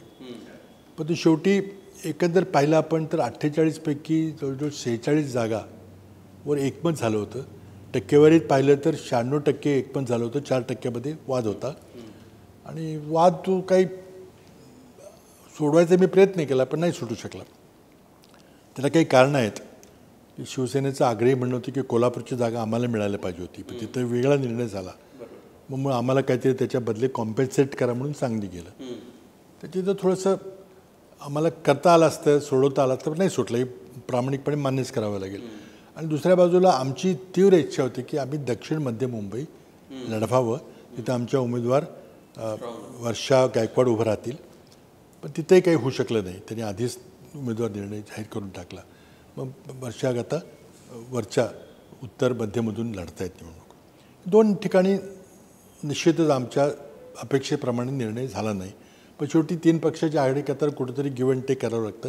आणि आम्ही विधानसभेतला सर्वात मोठा पक्ष म्हणून मोठा भाऊ अशी आम्ही बांध करतो. कुणी इतर मानव वगैरे न मान आम्हाला थोडीशी सामंजस्य भूमिका घ्यावी लागली. भारतीय जनता पक्षातला 75 निवृत्तीचा हा आकडा गेल्या काही दिवसांपासून गाजतोय. शरद पवारांचं वयही यानिमित्त काही वेळेला निघत असतं सारखं. तुमचा फिटनेस बघता तुमच्या वयाचा अंदाज लावणं खरंच कठीण आहे आणि तुमचं वय जर का कळलं तर त्यावर विश्वास ठेवणं त्याहून कठीण आहे. तर राजकारणात निवृत्तीसाठी वय हा निकष असणं कितपत योग्य आहे? नाही आता हे बघा असा निर्णय काही ठिकाणी आहे काही ठिकाणी नाही आहे. अनेक ठिकाणी आपल्याला उदाहरणं आहेत की खूप आणखी सिनियर लोक आज अमेरिकेतला आपण जर पाहिलं तर खूप सिनियर लोक आता काम करत आहेत. हा मला वाटतं त्या देशाने किंवा तिथल्या लोकांनी घ्यायचा निर्णय आहे. आज इंग्लंडमध्ये पाहिलं तर खूप तरुण नेता तिथं पंतप्रधान झालेला आहे. मुद्दा यामध्ये काय आहे की हा नियम भारतीय जनता पक्षामध्ये नरेंद्र मोदींनी केला. हा कुठं लिखित नाही आहे त्यांच्या घटनेमध्ये नाही आहे. पण तो का केला तर नेमकं त्यांना अडवाणी मुरली मनोहर जोशी यशवंत सिन्हा अरुण शौरी सुब्रमण्यम स्वामी यांना स्पर्धेतून बाद करायचं होतं आणि म्हणून त्यांनी निर्णय केला. तो अमित शहानी आपण ऐकलं आहे व्हिडिओचं ऐकलं आहे. त्यांनी सांगितलं की नाही हम किसी को 75 साल के ऊपर किसी को जिम्मेदारी नहीं देंगे. म्हणजे तुम्ही रिटायर झाला. आता तो नियम तुम्हीच केला आहे. तुम्ही तो पाळणार का नाही हा खरा प्रश्न आहे. आणि अमित शहानी सांगून उपयोग नाही. स्वतः नरेंद्र मोदीने सांगितलं पाहिजे की माझा नियम आहे मी पाळेन का नाही पाळणार. ते सांगत नाहीत. त्यामुळे मला वाटतं सगळ्यांना माहिती होतं हे पण केजरीवालने अगदी गुगली टाकली. तर त्यामुळे आता ते काय उत्तर देतात सगळे देश पाहतोय वाट बघतोय त्यांची. आणि देश वाट बघतोय म्हणण्यापेक्षा भाजपचे कार्यकर्ते भाजपचे नेते आणि RSSवाले देखील वाट बघतात की काय बघतात. बाबा गेल्या 3-4 दशकांपासून तुम्ही राजकारणात सक्रिय आहात पण 91 साली तुम्हाला एक रात्री फोन आला पुण्याच्या सर्किट हाऊसवर आणि त्याच्यानंतर तुम्ही लोकसभा निवडणूक लढवली. पुढे 2010ला असाच एक फोन आला आणि तुम्ही महाराष्ट्राचे मुख्यमंत्री कारभारी म्हणून आलात. तर या 2 फोनमुळे तुमच्या आयुष्यात कशा पद्धतीचा बदल झाला आणि महाराष्ट्राच्या देशाच्या विकासामध्ये तुमचं कशा पद्धतीने तुम्ही मग योगदान देण्याची संधी मिळाली? दोन्ही वेळेला म्हणजे अनपेक्षितपणे हे निर्णय झाले. अर्थात माझ्या कुटुंबामध्ये माझे आई वडील दोघंही लोकसभेचे सदस्य होते. माझे वडील केंद्रीय मंत्री होते. राजकीय पार्श्वभूमी होती. सुरुवातीला डाव्या पक्षाची पार्श्वभूमी होती. शेतकरी कामगार पक्षातून ते पहिल्यांदा माझे वडील लोकसभेला निवडून गेले. नंतर काँग्रेसमध्ये संयुक्त महाराष्ट्राची निर्मिती झाल्यावर काँग्रेसमध्ये आले. तर मला बॅकग्राऊंड पॉलिटिकल होतं त्यात काही शंका नाही. पण मी थेट राजकारणात यावं आई वडील आहेत म्हणून यावं मी यूथ काँग्रेसमध्ये जावं कुठे जिल्हा परिषद असं काही केलं नव्हतं. मी इंजिनियर झालो आणि मी वेगळं प्रोफेशनल करिअर केलं होतं. माझ्या वडिलांनी आईनी कधी दबाव टाकला नाही की तू राजकारणात ये किंवा आमदारकीला उभा असं कोणी सांगितलं नाही. मी म्हणजे तसं काही माझं प्लॅन नव्हता. पण काही माझं काम करताना मला थोडंसं मी जे काम केलं त्यातून मग राजीव गांधींचा एका वेगळी ओळख झाली. एक इंजिनियर म्हणून आणि संगणकामध्ये आम्ही काही काम केलं. मराठी आणि भारतीय भाषा कशा आहेत त्यातल्यामध्ये माझं काही मूलभूत आम्ही संशोधन केलं होतं. आणि ते राजीव गांधींना कळाल्यानंतर त्यांना ते पाहायचं होतं कारण ते संगणकीकरण करण्याचा प्रयत्न करत होते पण मराठीत असल्याशिवाय ते होणार नव्हतं. भारतीय भाषेमध्ये असल्याशिवाय ते होणार नव्हतं. म्हणून त्यातून आमची एक वेगळ्या पद्धतीने ओळख झाली राजकीय ओळख वेगळी होती, पण एक तंत्रज्ञ इंजिनियर म्हणून वेगळी ओळख झाली.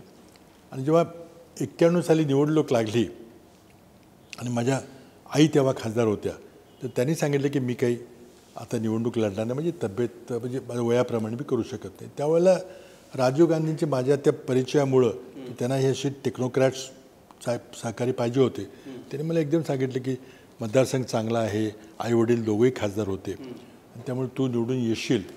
आणि म्हणून त्यांनी सांगितलं की तू लढ म्हणून. अगदी शेवटच्या क्षणाला मला तो रात्री 3 वाजता फोन आला, शेवटचा दिवस होता. आणि तिथून माझी राजकीय कारकीर्द सुरू झाली.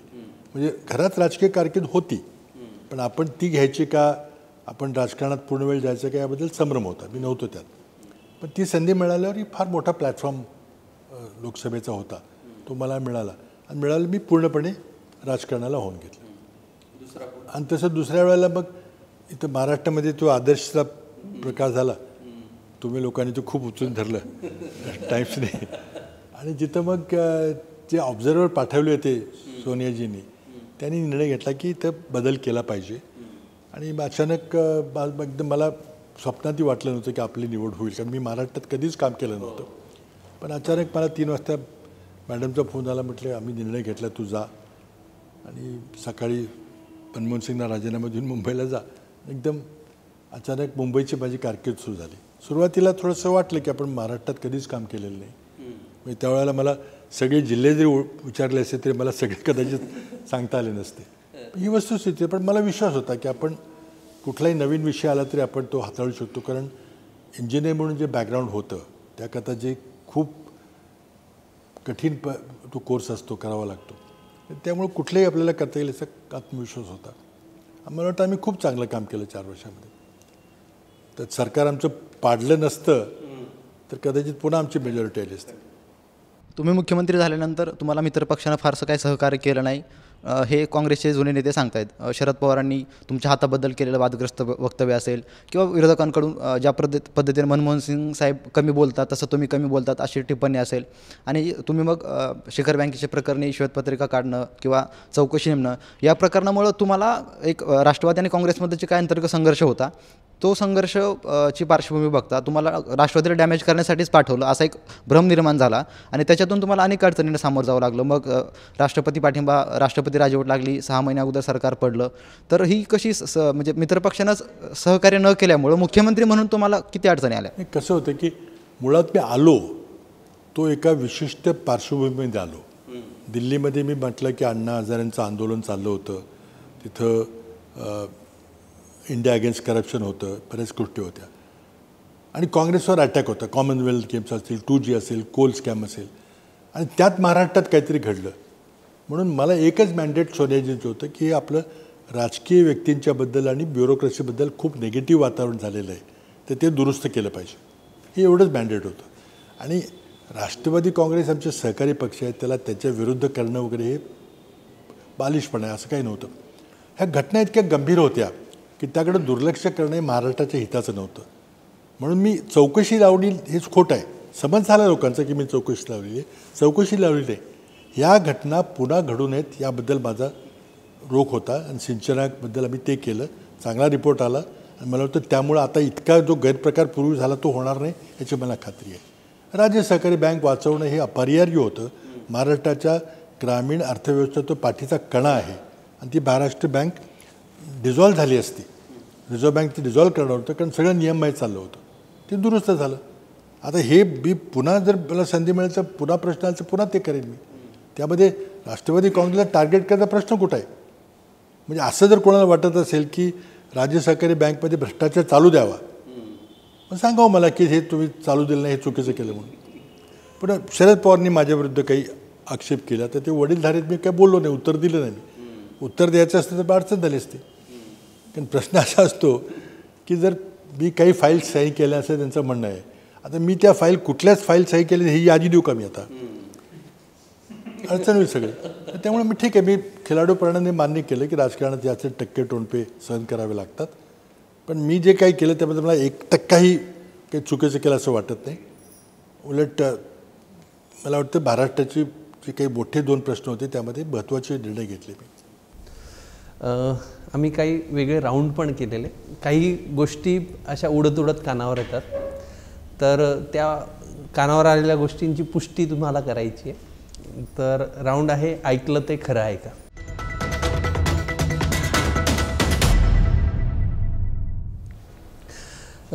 पृथ्वीराज चव्हाण यांना शरद पवार यांनी राष्ट्रवादीच्या तुतारी या चिन्हावर लढण्याची ऑफर दिली होती साताऱ्यातून. खरं आहे. काय किस्सा, काय झालं होतं? नाही, मला एक दिवस जयंत पाटील घरी आले कराडला आणि आम्ही चर्चा करत होतो की कोण उभं राहणार, कारण सकृत दर्शनी म्हणजे तिथं थोडीशी काळजी होती की साताऱ्यामध्ये आत्तापर्यंत भाजपचा खासदार निवडून आलेला नाही, तर आता इथं सुरुवात होऊ नये. तर आम्हाला काळजी होती की कोण असणार आहे. ही जागा राष्ट्रवादीकडे होती. तर ते जयंत पाटील सकाळी माझ्याकडे आले, त्यांनी सरळ येतात विचारलं की तुम्ही उभं राहता का. मी लगेच त्यांना सांगितलं मी तयार आहे उभं राहायला, कारण मी 3 वेळेला पूर्वी लढलेलो आहे लोकसभा. मग ते लगेच पुढच्या शब्दात म्हटलं की मग तो तारीवर. मी म्हटलं नाही. म्हणजे हा सगळा वार्तालाप मला वाटतं 60 सेकंद किंवा 100 सेकंड झाला असेल, विषय संपला. त्यामुळे ही गोष्ट खरी आहे. पण आणि हीच बाब 2019च्या पोटनिवडणुकीत झाली होती, जेव्हा उदयनराजेंनी राजीनामा दिला भाजपचा आणि ते राष्ट्रवादीचा. त्यांच्या निवडून याला आम्ही सगळ्यांनी प्रचार केला होता. 3 महिन्यात त्यांनी राजीनामा दिला आणि ते भाजपचे उमेदवार झाले आणि आम्ही कडाडून त्यांना विरोध केला. त्यावेळेला देखील पवारसाहेबांनी मला विचारलं डायरेक्टली की तू उभा राहतो का. तो म्हटले सीट तुमची आहे. नाही म्हणजे तुम्ही लढवा काँग्रेसतर्फे. ते म्हटलं ठीक आहे. म्हटलं इतका मोठा निर्णय, मी आता विधानसभेची तयारी करतो, तो एकदम सांगता लोकसभा लढव. तर त्यावेळेला नाही, तर त्यावेळेला ते म्हटले, मी म्हटलं मला विचारावं लागेल दिल्लीला सोनिया गांधींना. ते म्हटलं नाही बोल, मी बोललो त्यांच्याशी. म्हटलं बोलले. म्हटले मी फोन केला सोनिया गांधींना. तर म्हटलं हाँ उनका फ़ोन आया था, वो कह रहे आप लढो करके. मी म्हटलं रुको मैं आता हूँ दिल्ली. मी दिल्लीला गेलो, सगळी परिस्थिती समजावून सांगितली. त्या म्हटल्या नाही जर देत असतील तर नक्की लढव, कारण मला आय नीड यू हिअर. कारण तिथं आम्ही 6 वर्ष खूप जवळ काम केलेलं आहे. ते होत असेल निवडून येण्याची एक शक्यता, काय म्हणजे निवडून येईल म्हटलं नक्की, कारण हे पक्ष बदलल्यामुळे खूप नाराजी आहे. तर मी आता फक्त माझे जे कार्यकर्ते होते ते आमदारकीच्या तयारीत होते दक्षिण कराडमधून. तर ते म्हटले दिल्लीला कुठं निघालंच मी. म्हटलं दिल्लीला काही जात नाही, पण माझी इच्छा होती. प्रामाणिकपणे सांगितलं की बा दिल्लीला मिळाली संधी तर जावं अशी इच्छा होती. पण त्याच दिवशी जर आपल्याला लक्षात असेल, त्याच दिवशी अजित पवारांनी आमदारकीचा राजीनामा दिला, कारण ते राज्य बँकेचं प्रकरण गाजलं होतं त्याच दिवशी. आणि ती पार्श्वभूमी होती. आणि दुसऱ्या दिवशी मला पवारसाहेबांचा फोन आला की आमचं काही एकमत होत नाही म्हणजे तुमच्या नावावर किंवा जागा देण्याबद्दल. एका वाक्यात त्याने सांगितलं. मी म्हटलं, दुसऱ्या वाक्यात म्हटलं ठीक आहे मग आपण श्रीनिवास पाटलांना उमेदवार करूया, संपला विषय. त्या 2 घटना घडलेल्या आहेत, ते खरे आहेत. दुसरं असं तुम्ही आत्ताच म्हटला की विधानसभेत तुम्ही मोठा भाऊ आहात, पण जागा वाटपात तुम्हाला मोठ्या भावाची संधी नाही मिळाली, तर दक्षिण मुंबईची जागा ही उद्धव ठाकरेंच्या दबावामुळे तुम्हाला द्यावी लागली. दक्षिण मुंबईची की दक्षिण मध्य? दक्षिण मध्य, सॉरी. दक्षिण मुंबईचा प्रश्न नव्हता, त्यांची ती जागा होतीच अरविंद सावंतांची. दक्षिण मध्य, दक्षिण मधलं आमची इच्छा होती, कारण पूर्वी एकनाथ गायकवाड निवडून आले होते, आम्ही तिथे येत होतो. तिथं धारावीमध्ये वर्षा गायकवाडांचं खूप, आमच्या उमेदवारी वर्षा गायकवाड होत्या. परंतु आता तिथं काय झालं माहीत नाही, त्यांनी आधीच अनिल देसाई साहेबांची उमेदवारी जाहीर केली आणि तिथं मग त्यात काय बदल झाला नाही. आता ह्या 3 पक्षाच्या वाटणीमध्ये थोड्या जागा कमी मिळतील हे होतं. आणि सुरुवातीला मी सांगितलं की मी चर्चेला बसायचो, त्या आधी म्हणायचे शिवसेनेकडून तुमची 1 जागा किती त्यामुळे एक थोडासा दबाव होता. पण मला त्या 2 जागेबद्दल कार्यकर्ते नाराज आहेत. आम्ही आमच्या कार्यकर्त्यांना न्याय देऊ शकलो नाही, खरी गोष्ट आहे. मी त्या चर्चेत नव्हतो, पण अशोक चव्हाण त्यावेळेला त्या चर्चेचं वाटाघाटीचं नेतृत्व करत होते. तिथं काय झालं मला माहिती नाही, पण तिथं कदाचित वेगळ्या पद्धतीने मांडणी करता आली असती तर काही वेगळा निकाल लागला असता. पण ते दोन्ही मतदारसंघाबद्दल कार्यकर्ते नाराज झाली, वस्तुस्थिती आहे. पण आत्ता दक्षिण मध्य मुंबईची जागा आमची निवडून येईल अनिल देसाई असतील तरी.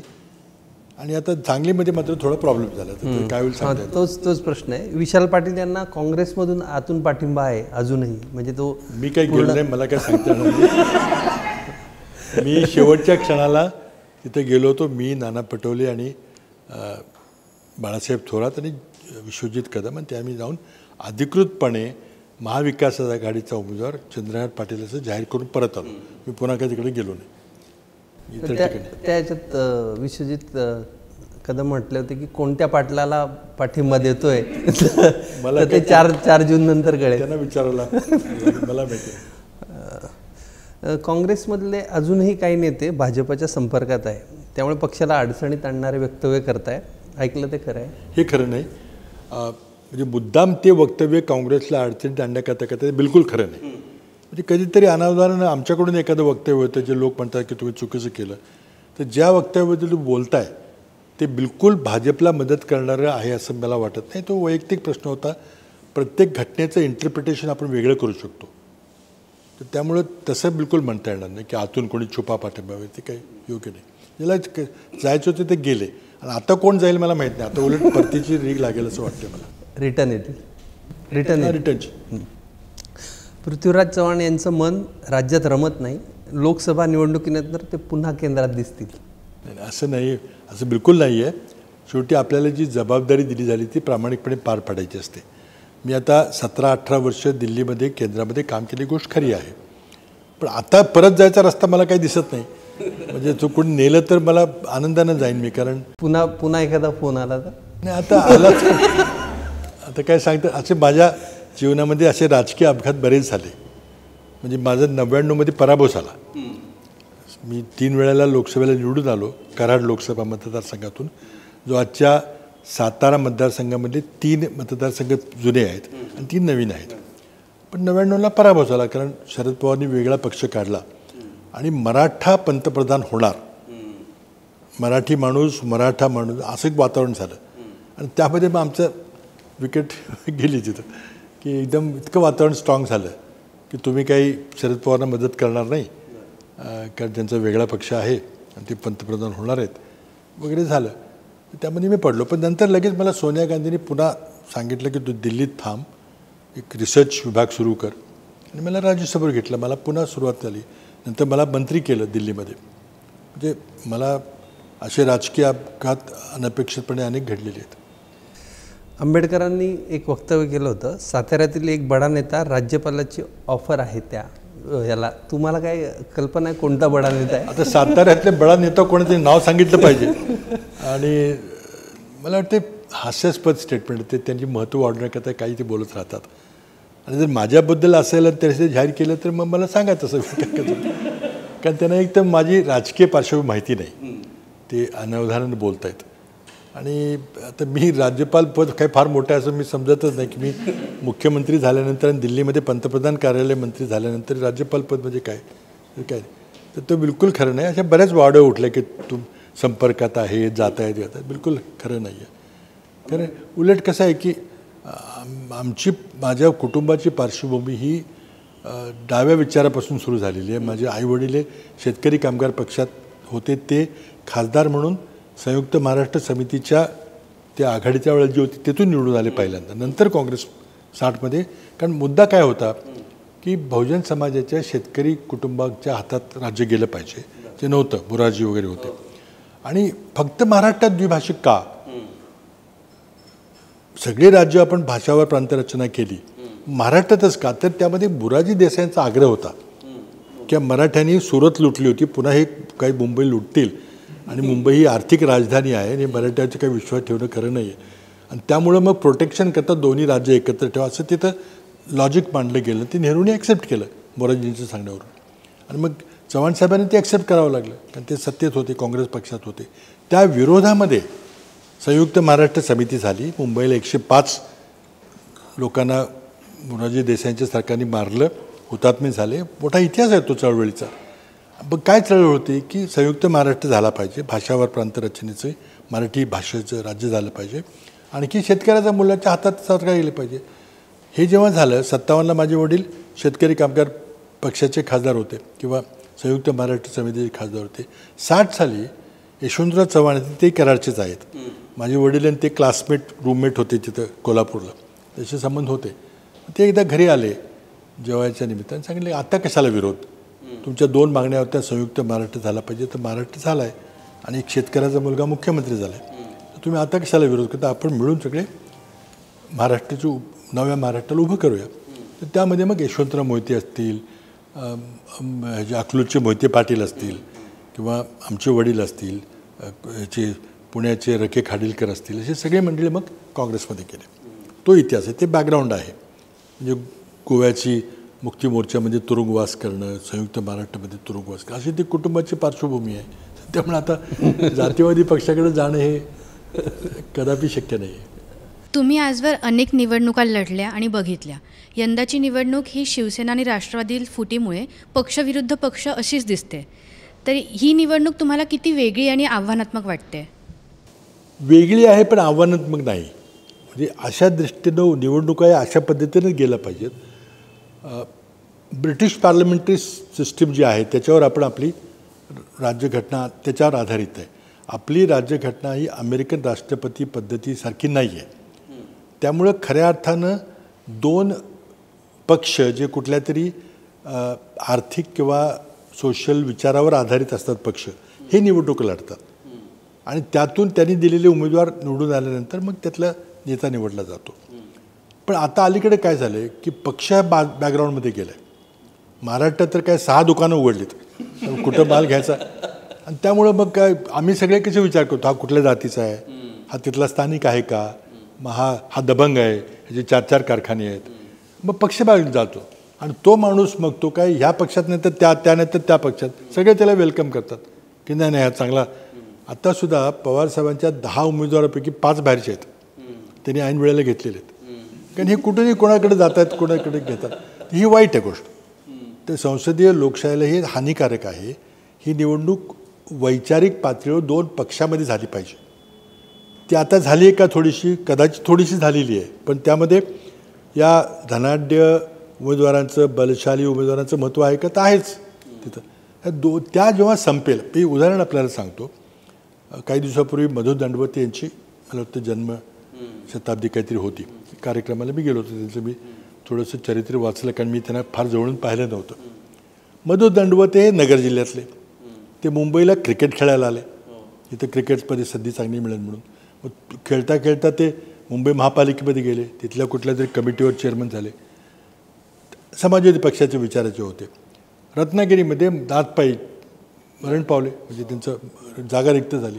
तर त्या पक्षाने त्यांना रत्नागिरीला पाठवलं होतं. मला वाटतं त्यांनी रत्नागिरी नकाशावरच बघितलं असेल, पण ते गेले आणि त्यांना लोकांनी निवडून दिलं. आज ब्रिटनमध्ये देखील एखादी जागा रिक्त झाली संसद सदस्याची, MP ची, तर ते युनिव्हर्सिटीमध्ये जातात, विचारतात तुला उभं राहायचं का, तुला उभं राहायचं का, तू कुठला आहे, तुझा जन्म कुठं झाला, तू कुठं राहतोस, काही विचार नाही. कारण तिथल्या संसदेचं काम हे वेगळं आहे. नाली तुंबली आहे का, लाईट गेली आहे का, हे नाही तिथं. हे आपल्याकडे अजूनही विकास झाला नसल्यामुळं खासदार असो किंवा आमदार असो किंवा नगरसेवक असो, ते सगळं तेच, ते सगळं तेच आहे. ते ह्याला अजून आपल्याला विकसित व्हायचं आहे. विकसित होतं मग लोक मग इंटरनॅशनल ट्रेड वगैरे असे की आपल्या एरियामध्ये कारखाना उघडला पाहिजे, आपला कारखाना बंद का झाला, मग नोकऱ्या गेल्या, असे बघ विषय तिथं असतात. आपल्याकडे अजून ते नाहीत. त्यामुळं खऱ्या अर्थानं आणि त्याचबरोबर पक्षाची अंतर्गत लोकशाही हा एक महत्त्वाचा विषय आहे, माझ्या जिव्हाळ्याचा विषय आहे. जोपर्यंत पक्षातली अंतर्गत लोकशाही बळकट होत नाही तोपर्यंत आपण लोकशाहीचा डोलारा फक्त दाखवतो. EVM माणसं इकडून तिकडे घेत आहेत, इतके माणसं बोटाला शैल होतात, हे सगळं डोलार आहे. खरा त्यामध्ये प्राण जो राजकीय पक्ष आहे त्यामध्ये अंतर्गत लोकशाही आहे का, तर याचा आपल्याला याच्यापुढे विचार करावा लागेल. सर, मगाशी तुम्ही सगळ्या राज्यांचं गणित सांगितलं, काही ठिकाणी जागा कमी होतील, काही ठिकाणी जागा वाढतील, पण तुम्ही प्रामुख्याने एक गोष्ट नमूद केली की BJPच्या ज्या जागा होत्या त्या कमी होतील यंदाच्या वर्षात. पण त्याचवेळी तुम्ही हेही सांगितलं की फोडाफोडीच्या राजकारणामुळे महाराष्ट्राचं नुकसान झालं. आत्ता ज्यावेळी BJPच्या जागा कमी होतील, 4 जूननंतर BJP पुन्हा फोडाफोडीचं राजकारण करेल का, हे तुम्हाला वाटतं का? आणि दुसरा एक प्रश्न असा, आणखीन एक $1 क्वेश्चन आहे खरं पुढचा. दुसरा प्रश्न असा, आम्ही दर महिन्याला काँग्रेसमधल्या अंतर्गत गटबाजी ऐकतो, वाचतो, लिहितो. ही गटबाजी कधी थांबेल? काय पक्षामध्ये लोकशाही असते तेव्हा आपापले लोक मतं प्रदर्शन करतात. किंवा RSS सारखं तर आमच्याकडे नाही आहे, किंवा भाजपमध्ये सुद्धा काही कोणाला जास्त बोलता येत नाही. गटबाजी नसली पाहिजे. म्हणजे शेवटी पक्ष एका विशिष्ट वातावरण वाढला पाहिजे. काही ठिकाणी आहे, ही वस्तुस्थिती आहे आणि ती कमी केली पाहिजे. त्यामध्ये काही गोष्टी कराव्या लागतील असं मलाही वाटतं. कारण शेवटी पक्ष म्हणून आपल्याला निवडणूक लढवली पाहिजे, तर त्या लोकशाहीला काय अर्थ नाही. आपण जर एक एक दबंग राजकारणी निवडत गेलो की इकडं खूप पैसा आहे, खूप कारखाने आहेत, ते योग्य जातीचं आहे, त्याला ते जातीचं समर्थन मिळतं, तर त्याला काय अर्थ नाही. ही खरी लोकशाही नाही आहे. म्हणजे आता आपण जर पाश्चिमात्य लोकशाही पाहिलं तर हा प्रकार कुठं घडत नाही. पण तुझा पहिला प्रश्न महत्त्वाचा आहे की जर फारच काठावर काय झालं तर मग घोडाबाजार होईल का. फार मोठी भीती आहे की सत्ता मोदी सहजासहजी सोडणार नाहीत.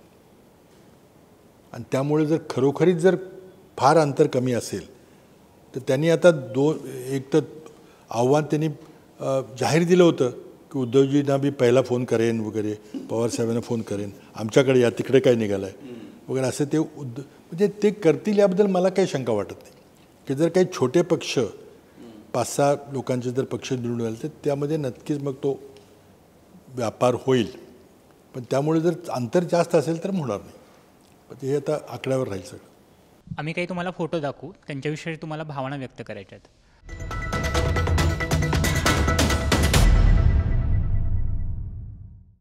पहिला फोटो राहुल गांधी आणि सोनिया गांधी. फारच त्यांचे जवळचे संबंध आहेत. म्हणजे फक्त आई आणि मुलगा म्हणून नव्हे, पण एकमेकावर प्रचंड मोठा विश्वास आहे. आणि जरी काही बातम्या आल्या की अंतर्गत त्यांचा संघर्ष, हे खरं नाही. मी फार जवळून दोघांनी पाहिलेलं आहे. प्रचंड मोठा विश्वास एकमेकावर आहे. आणि खरंच खूप अडचणीच्या परिस्थितीमध्ये सोनियाजींनी त्या राजकारणात प्रवेश केलेला आहे. त्यांच्यावर कुटुंबावर इतकं मोठं संकट आलं असताना देखील, एक नाही तर अनेक संकट आले असताना त्यांनी काँग्रेस पक्षाला सत्ता मिळवून दिली. आणि त्या काय राजकारणात आल्या नव्हत्या. आम्ही सगळे जाऊन तिथं गेलो की तुम्ही आता पक्ष वाचवा 99ला. त्यामुळे एक युनिक कपल आहे. तरी खूप त्रास सोसलेला आहे. त्यांच्यावर खूप बिलो द बेल्ट टीका झालेली आहे. त्यांच्या जन्मावरून त्यांच्या काय झालेली आहे. पण तरी त्याला धाडसानं तोंड दिलेलं आहे. आणि राहुल गांधींची खूप टीका झाली, पण त्यांनी देखील धाडसानं तोंड दिलेलं आहे. आज त्या ज्या टप्प्यावर आलेले आहेत ते खरंच त्यांचा एक प्रभावी नेता म्हणून ते आलेले आहेत. ते भारत जोडोनंतर असेल किंवा त्यांची भाषणं ऐकली तर तुम्ही ते खरंच he is emerge as a politician, नक्कीच ॲज अ लीडर. दुसरा फोटो इंदिरा गांधी आणि पंडित जवाहरलाल नेहरू. आता नेहरूजींच्या कोणी पत्नी नव्हत्या, त्या वारल्या होत्या लवकर. त्यामुळे त्यांनी मुलीचं आणि गृहिणीचं काम देखील त्यांनी पाहिलं. नेहरूजींना खूप त्यांनी मॉरल सपोर्ट दिला आणि त्यात त्यांचं ट्रेनिंग झालं राजकारणाचं. त्यांना ते पुढं त्याचा उपयोग झाला. तर त्यांचेही खूप जवळचे संबंध होते, वडील आणि मुलगी म्हणून. नेहरूंची पत्र इंदिरांना लिहिलेली ती प्रसिद्ध पुस्तकं आहे. त्यामुळे एक तिसरा फोटो शरद पवार आणि अजित पवार. पवारसाहेबांनी खूप मोठ्या चुका केल्या की अनेक वेळेला अजित पवारांनी, मी मुख्यमंत्री असताना राजीनामा दिला, नंतर अनेक वेळेला राजीनामा दिला. ते दरवेळेला त्यांना परत बोलून आणखी मोठं पद देत गेले. तर त्यांची फळं त्यांना भोगावं लागतात तिथं, असं म्हणावं लागेल. उदयनराजे भोसले शेजारी तुमचे. काय त्यांच्याबद्दल बोलला. एक वाईट वाटतं की आज त्यांच्याकडे छत्रपती पद आहे, एक लेगेसी आहे जी दुसऱ्या कोणाकडे नाही आहे. फार मोठं काही करू शकले असते ते. संबंध भारतात एक छत्रपतीचा वारस म्हणून नाव झालं असतं, पण त्याचा उपयोग त्यांनी केला नाही.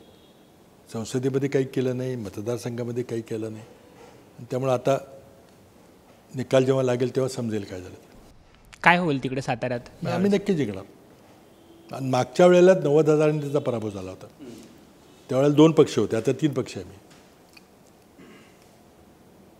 पुढचा फोटो देवेंद्र फडणवीस. एक चतुर राजकारणी, हुशार आहेत, पण चतुर आहेत. म्हणजे चतुर शब्दाचा कसा अर्थ काढायचा तो काढा. आणि पुढचा फोटो उद्धव ठाकरे. उद्धवजींनी पहिल्यांदा जे वाटलं होतं की ते तब्येतीचं कारण होतं, ते कुठं येत नव्हते, भेटत नव्हते लोकांना, हे आरोप होत आहे का खरी आहे. पण आत्ता जर त्यांना जवळून पाहिलं तर अगदी कुठल्याही राजकीय पक्षाच्या नेत्याप्रमाणे ते ताकदीनं प्रचार करतायत. त्यांना जनतेचा प्रचंड प्रतिसाद मिळतो आहे आणि ते नक्कीच एमर्ज झालेले आहेत. आता त्यांना पूर्वानुभव काही नव्हता प्रशासनाचा, म्हणून थोडेसे ते बिचकत होते पहिल्यांदा प्रशासनामध्ये भाग घेण्याकरता. पण आता मला वाटतं त्यांना खूप चांगला अनुभव आलेला आहे. आणि म्हणजे it's a surprise in this election की ते इतक्या ताकदीनं त्यांनी निवडणूक. काँग्रेस, राष्ट्रवादी आणि हे बॉन्डिंग राहील. राहील नक्की. काय आता पुढं काय होईल माहिती सांगता येत नाही. निवडणुकीच्या निकालावर बरंच काय राहील. मी जे म्हटलो की अगदी जर निगेटिव्ह निकाल आला तर मग काय होणार पक्षाचं पुढं हे आपल्याला पाहावं लागेल. त्यामुळं कसं कसं राजकारण होतं आहे, कोण सरकार दिल्लीमध्ये कोण येतं आहे, 4 तारखेला निकाल काय लागतो आहे आणि निकाल लागल्यानंतर ते कशी रचना होती आहे सरकारची वगैरे हे याच्यावर बरंच काय अवलंबून राहील. आणि पुढचा फोटो तुमच्या पत्नी सत्वशीला चव्हाण. हा आमचा दोघांचा फोटो आहे. मला खूप घरातून साथ मिळते कारण कुटुंबाकडे लक्ष द्यायला वेळ मिळत नाही, मुलांच्याकडं बायकोकडं. तर ती बाजू सांभाळण्याचं एक मोठं काम माझी पत्नी सत्वशीला त्यांच्याकडून होतं आणि खरंच थँकलेस जॉब आहे राजकारणी व्यक्तीचं पत्नी असणं म्हणजे.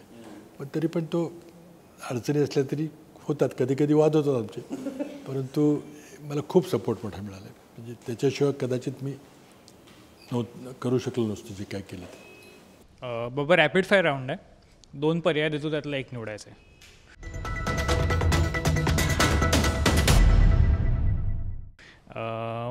तुम्हाला कुठे काम करताना जास्त मजा येते, महाराष्ट्रात की दिल्लीत?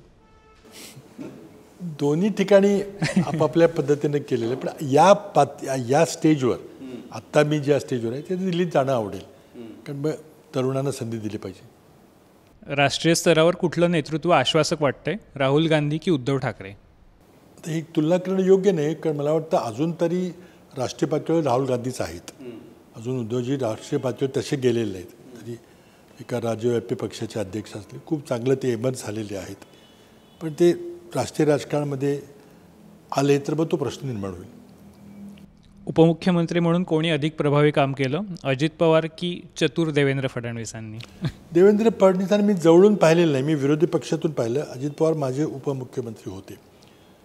तर दोघांची आपापले रिलेटिव्ह स्ट्रेंथ आणि विकनेसेस आहेत. अजित पवार हे खूप हार्डवर्किंग आहेत, पंक्च्युअल आहेत, काही त्यांचे गुण घेण्यासारखे आहेत. देवेंद्रचं वेगळंच एक आहे त्यांचं ते, म्हणजे त्यांनी पक्ष फोडताना त्यांनी जी कमाल दाखवली ते त्याची वेगळ्या दिशेने झालेली आहेत. मराठी नेत्याला पंतप्रधान पदाची संधी मिळाली तर ती कोणाला मिळावी, उद्धव ठाकरे की शरद पवार? मराठी माणूस पंतप्रधान व्हावा, आता कोण होईल कोणी व्हावं हे नाव घेणं अवघड आहे कारण परिस्थिती कशी निघेल. पण झाला मराठी तर फार आनंद होईल. आकड्यांचं गणित पण तेवढं, आकड्यांचं गणित त्याकरता लागतं. त्यातला तिसरा पर्याय पृथ्वीराज चव्हाण असू शकतो? नाही, मी कसं आहे, मी आता या पातळीवर मेसी तर कसं जाणार आहे आता. इतका चमत्कार काय राजकारण होत नाही. कुठलं सरकार पडल्याचं दुःख अधिक होतं, 2014 मधले पृथ्वीराज सरकार की 2022 मधलं महाविकास आघाडी सरकार? नाही, अर्थात माझं सरकार पडलं ते दुःख होतं कारण आम्ही खरंच चांगलं काम केलं होतं आणि पडायचं काय कारण नव्हतं. पण हा जो प्रकार झाला तर मी कधी कधी विचार करतो की आपण खरंच हे दोन्ही प्रसंग वेगळ्या पद्धतीनं हाताळू शकलो असतो का. पण मूळ त्यात मुद्दा असा होता की ती बँकचं बोर्ड बरखास्त करणं अपरिहार्य होतं आणि सिंचनामध्ये काय चाललं ते स्वीकारणं मान्य करणं शक्य नव्हतं. पण त्याला मग सॉफ्ट लँडिंग करता आलं असतं का, हळू गोंजारून करता आलं असतं का, हे आता दिस कॅन बी कन्सिडर्ड. पण शेवटचा प्रश्न, काँग्रेसला कोणती जागा लढायला मिळायला हवी होती, सांगली की दक्षिण मध्य मुंबई? एक आता ठीक आहे, एक आता पश्चिम महाराष्ट्रातली आम्ही म्हणू की पश्चिम महाराष्ट्र, पण काँग्रेसचं त्यामुळे मुंबईतलं फुटप्रिंट कमी झालेलं आहे ही वस्तुस्थिती आहे. आणि हे बरोबर नाही कारण काँग्रेसची तिथं रिलेटिव्ह ताकद आहे मुंबईमध्ये आणि आता ही दिसणार नाही त्यामध्ये ह्या निकालामध्ये.